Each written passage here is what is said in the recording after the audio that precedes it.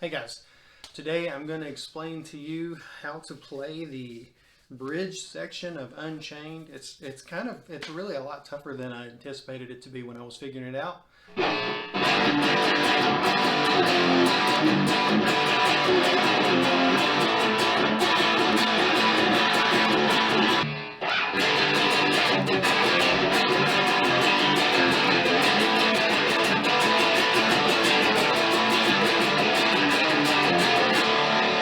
I want to give a shout out to Ben Eller in his video. He explains that he uses the term Chaka, which I'm going to use too, because it's very helpful. To understand how to play that melody, you need to have a basic understanding of 4/4 time, which is generally the most used probably time signature in all of rock and roll. A lot of music actually.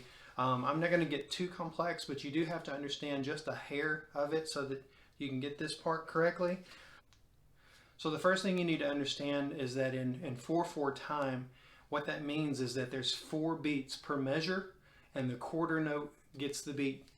And you don't have to really understand all that. You just need to know that normally for, like, let's say a song that's 132 beats per minute, it just means that speed, it sets the tempo for how many beats can fit in that minute. But each of those hits is a quarter note.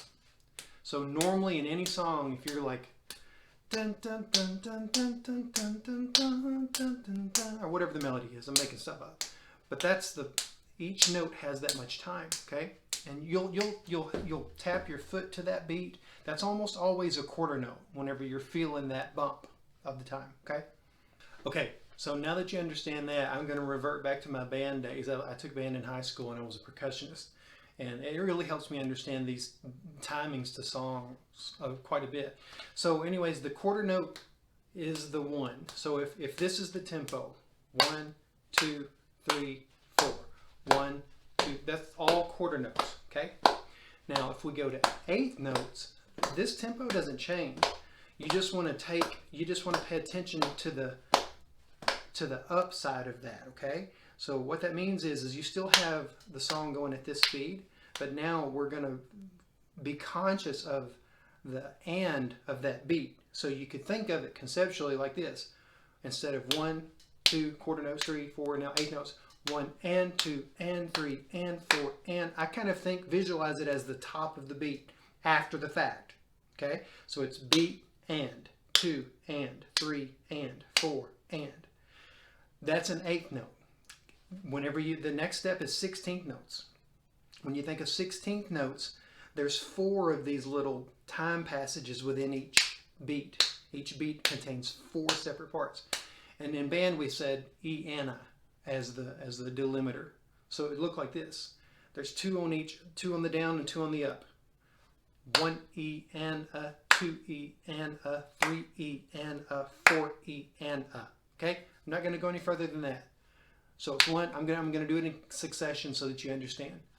Quarter notes to 8th notes to 16th notes. 1, 2, 3, 4.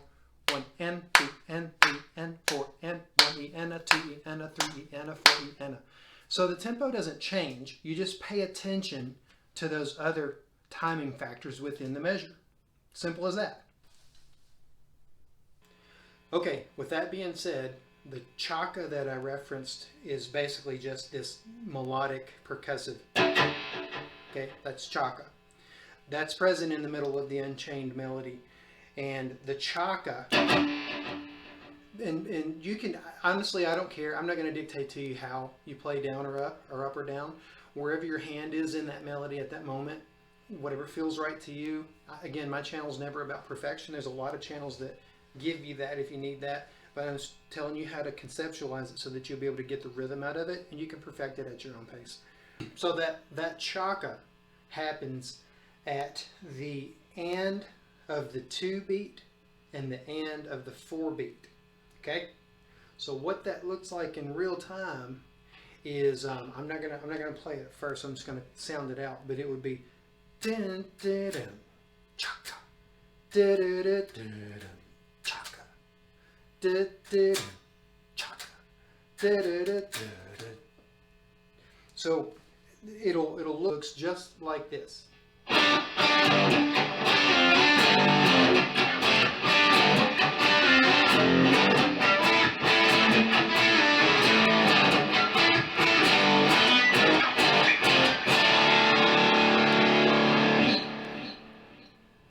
that Chaka is at the top of 2 and 4.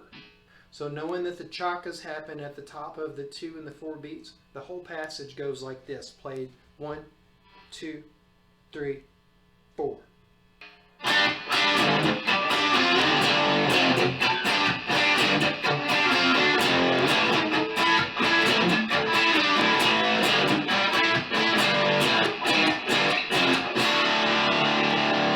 One more time, in real time. 1, 2, 3, 4.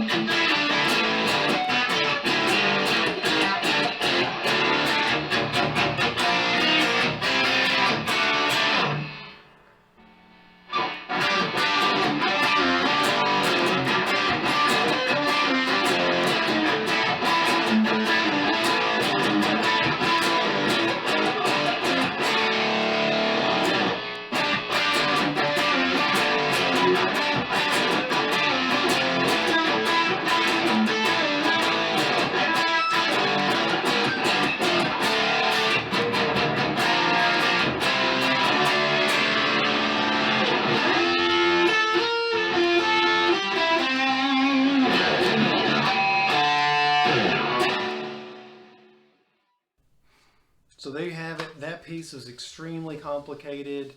Everybody has played it so many different ways that I've heard. And again, shout out. I'll link to Ben's video below. But he helped me understand the timing a lot. I just thought that there was some of the understanding of the 4/4 measure that helps you understand where to hit those little rhythmic chakas, those little fills. And that helps you keep up with where you are. You know, your hands will just be moving. Just remember to throw that in, and it makes it easier to keep up with the time. So, hope you enjoyed the video. Hope that helps you play in. See you next time.